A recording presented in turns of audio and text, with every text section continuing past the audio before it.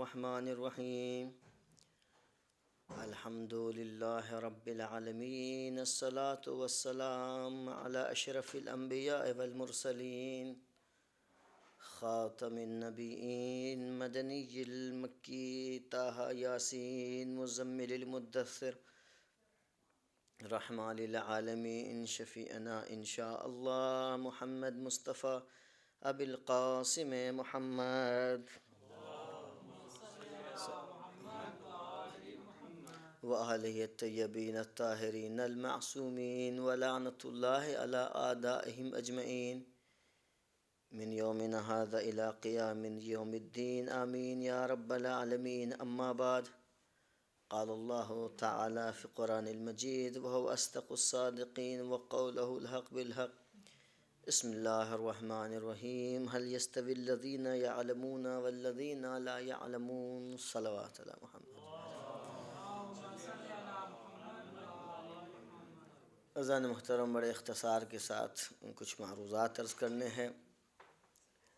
دیکھیں، قرآن مجید کی تعلیمات اور قرآن مجید کی آیات پر غور و خوض کریں تو ایک چیز کی طرف قرآن مجید نے صراحتاً اشارہ کیا ہے. اس چیز کا نام یہ ہے کہ اللہ نے علم اور اہل علم کو بڑا رتبہ بیان کیا ہے اور بڑی منزلت و وقار بیان کیا ہے. عالم ہونا انسان کے لیے بڑی کامیابی ہے.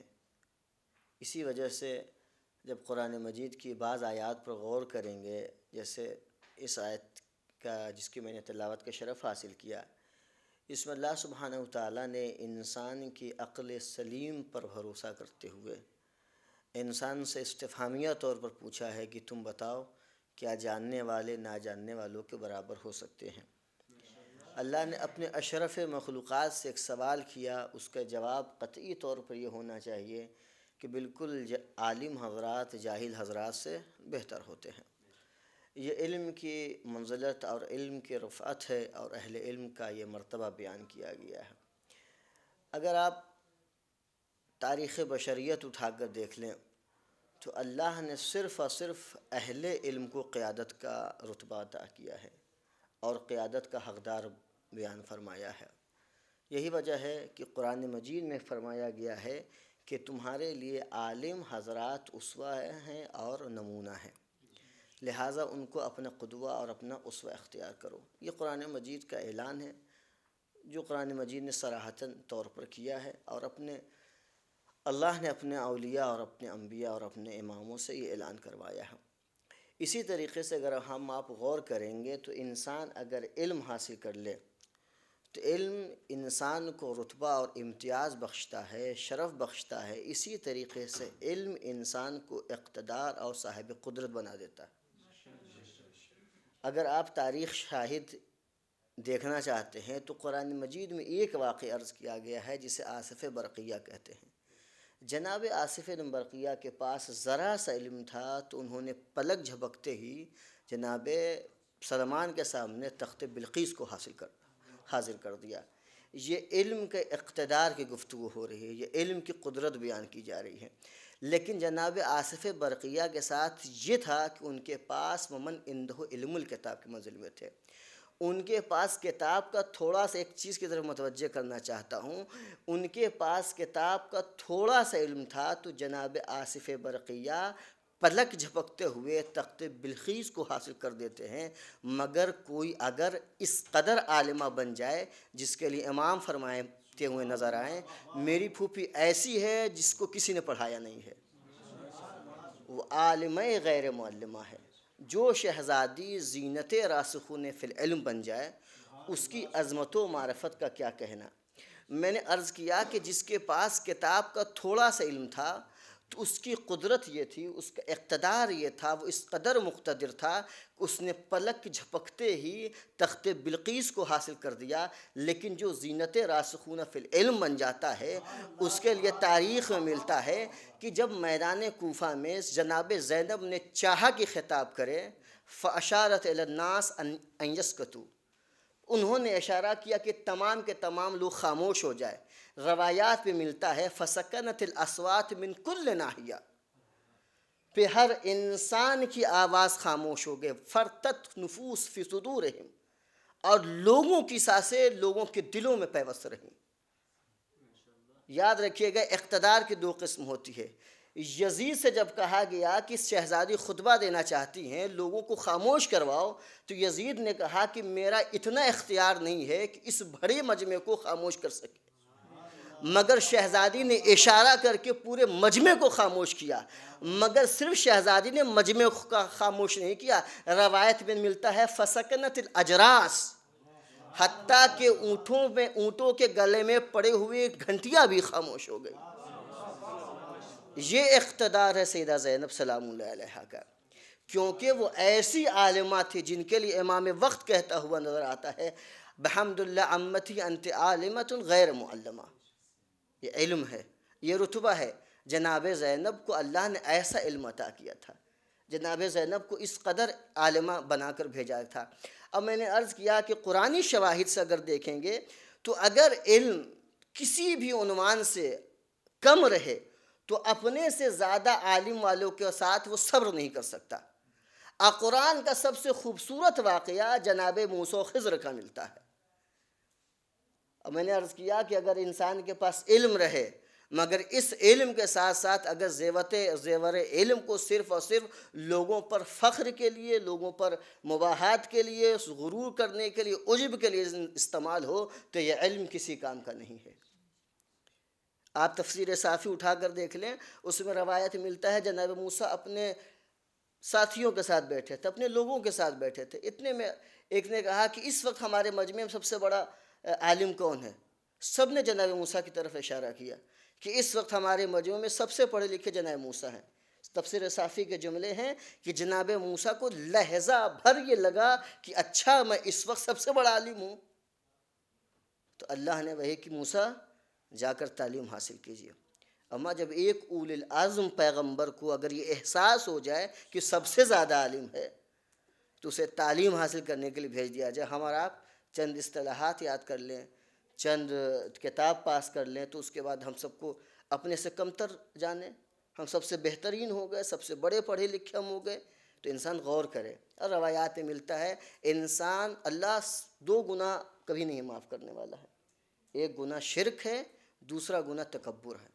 اگر ذرہ برابر بھی انسان کے دل میں تکبر ہے تو اللہ اسے معاف نہیں کرے گا۔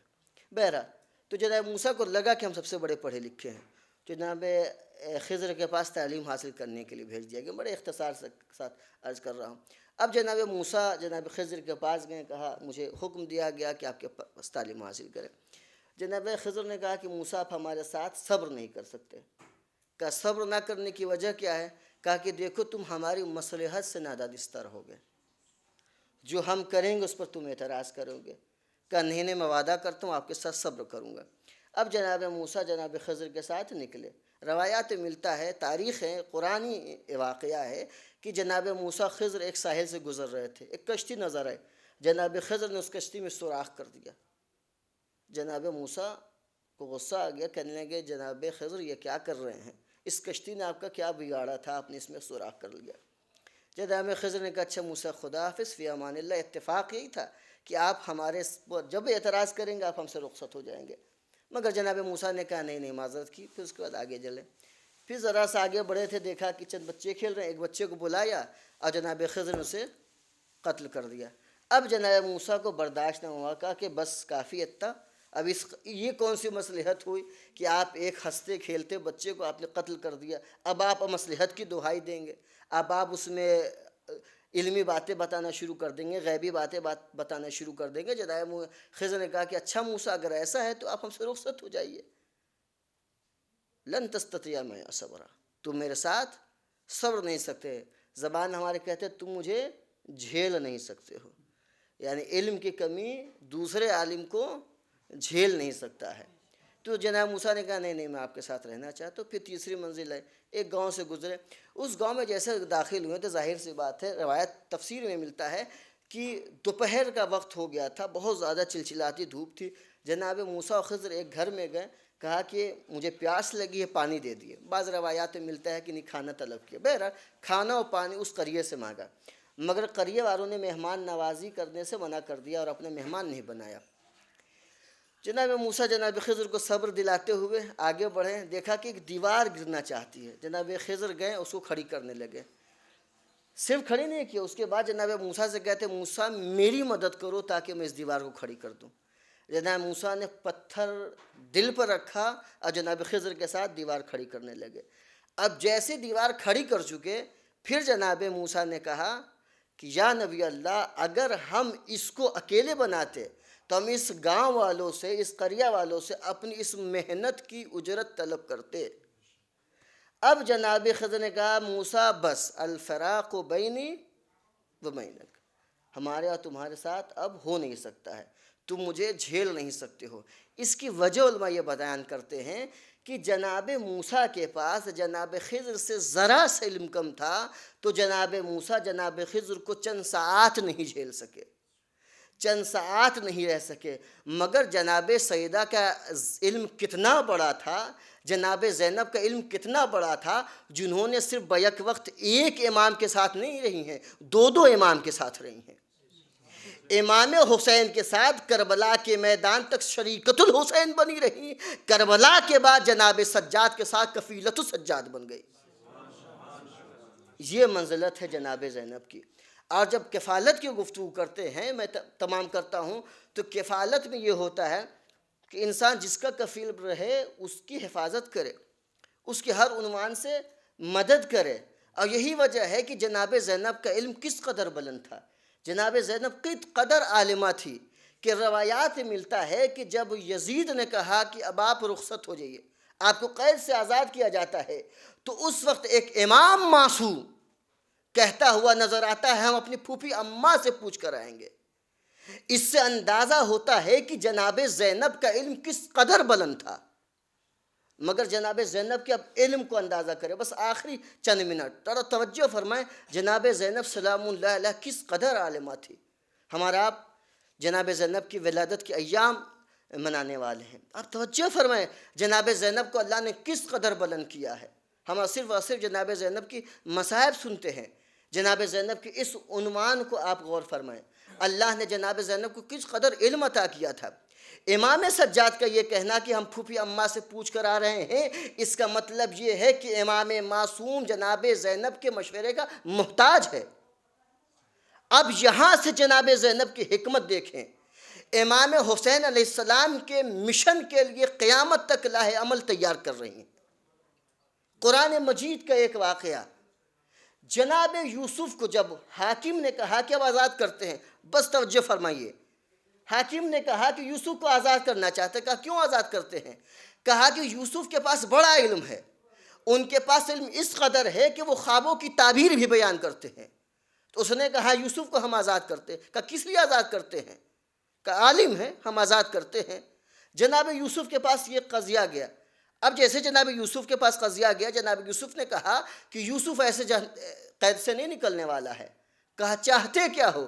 کہا چاہ یہ رہے ہیں کہ تیرے دربار میں ہماری بے گناہی کا پھر سے کیس کھولا جائے۔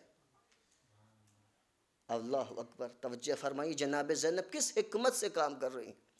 جناب یوسف کے کہنے پر دربار سجایا گیا، زلیخا کو بلایا گیا، اس کے شوہر کو بلایا گیا، اس بچے کو بلایا گیا جس نے جناب یوسف کے بے گناہی کی گواہی دی تھی، سب کو بلایا گیا۔